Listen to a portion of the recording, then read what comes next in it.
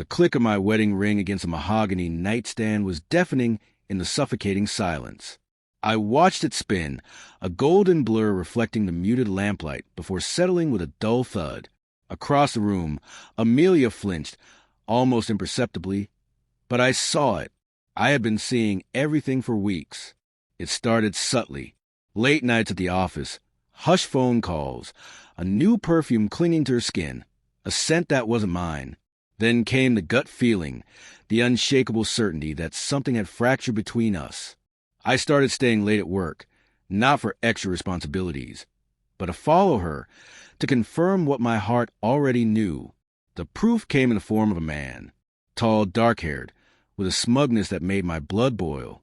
He met her at a dimly lit bar, their hands clasped over a corner table, their laughter intertwined. I watched from across the street, the rain blurring them into a distorted, agonizing tableau. I wanted to smash something, to scream. Instead, a strange calmness settled over me. I was going to play the long game. I didn't confront her that night, or the next. I watched. I gathered evidence. I planned. I even booked a couples therapy session, a cruel irony, but the perfect stage for my final act. That evening, I arrived home early and set the scene. 2 glasses of our best wine, the one we save for anniversaries. Miles Davis's Kind of Blue on the turntable. A bittersweet reminder of what we once were. When she walked in, her smile faltered. It was the same practiced smile she had worn for weeks. "Wine?" she asked, her voice strained. "Of course," I replied smoothly, betraying none of the storm inside me. "Thought we could unwind before therapy."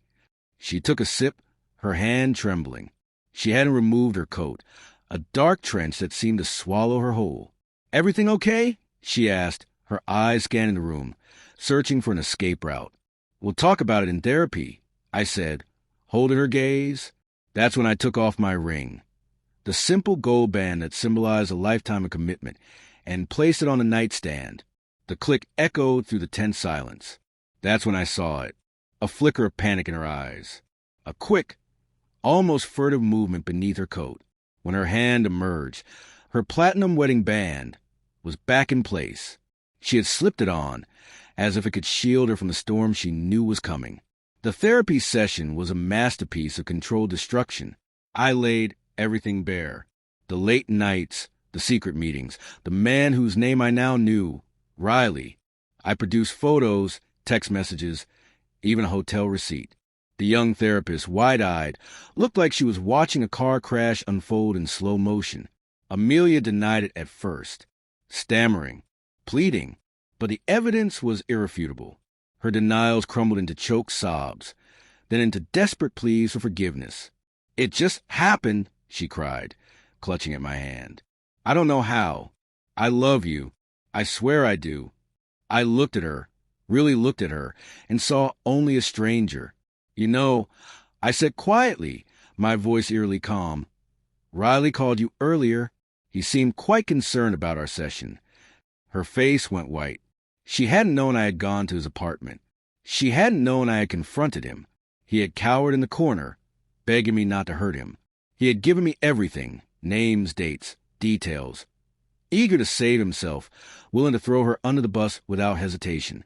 I had arranged for a friend, a lawyer, to serve her with divorce papers right there in the therapist's office. The look on her face, shock, betrayal, devastation, was almost satisfying. But the real satisfaction came later. Amelia lost everything. Her reputation, her friends, her comfortable lifestyle. Riley, fearing the repercussions from his own wife, disappeared. Their thrilling secret became a public scandal. She had traded a lifetime of love and security for a fleeting moment of passion, and now she was paying the price. I, on the other hand, found solace in the wreckage. The pain was still there, a dull ache in my chest, but it was manageable. I focused on rebuilding my life, work, friendships, rediscovering the things that brought me joy. I even started dating again, cautiously, tentatively, but with a newfound sense of self-worth.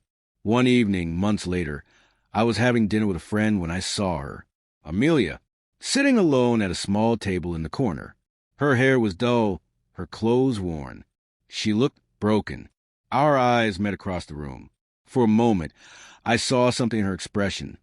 Recognition, regret, maybe even a glimmer of the woman I had once loved. Then she looked away, as if ashamed. I didn't approach her. There was nothing left to say. Instead, I raised my glass in a silent toast. Not to victory, but to closure. The click of my new wedding ring against the glass was quiet, steady, a symbol of a new beginning. The past was finally behind me.